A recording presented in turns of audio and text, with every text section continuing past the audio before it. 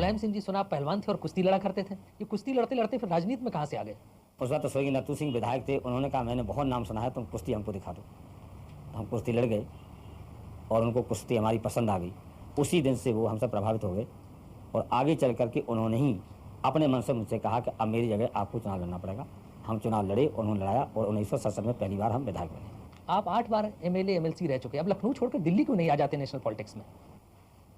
अभी दिल्ली आने का मैंने सोचा नहीं था, लेकिन अब मैंने ये जरूर सोचा है कि दिल्ली में समाजवादी पार्टी के लोगों को ज़्यादा से ज़्यादा पहुंचाएगी। हमारा लक्ष्य है कि अब जो दिल्ली में प्रधानमंत्री बने वो समाजवादी पार्टी के समर्थन से बने, हमारी मर्जी का प्रधानमंत्री हो, ये हमारी इच्छा है और इसलिए हम पूरी शक्ति अब पार्लियामेंट के चुनाव में लगा दी है। आपने एक बार कहा था जब आपको चंद्रशेखर जी गृह मंत्री बना रहे थे दिल्ली में कि हम लखनऊ में मूंगफली बेच लेंगे लेकिन दिल्ली नहीं जाएंगे।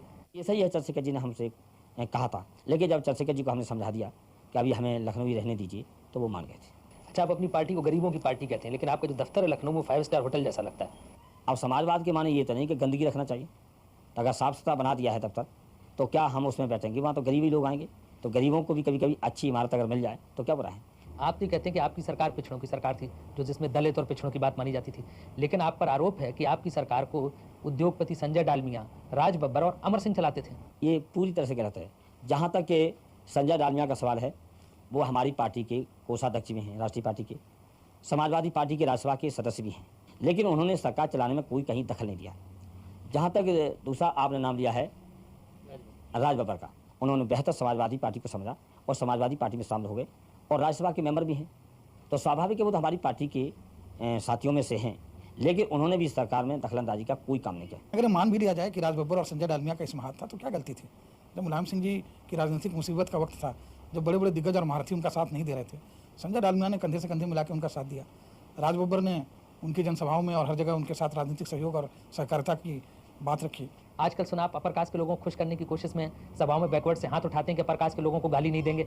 हमारी साफ राय है और समाजवादी पार्टी की नीति है, अगर हिंदुस्तान की राजनीति करनी है तो सबको लेकर चलना है।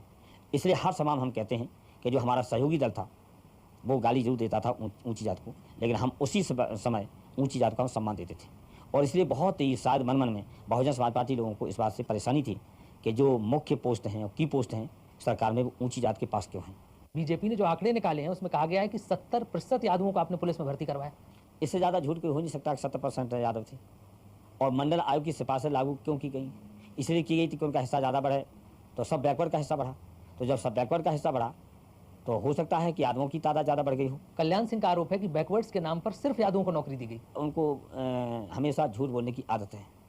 जैसे वो एक जो गरीब जाते हैं या बैकवर्ड जाते उसको भी विभाजित करने के लिए कई बार उन्होंने इस तरह के बयान भी दिए।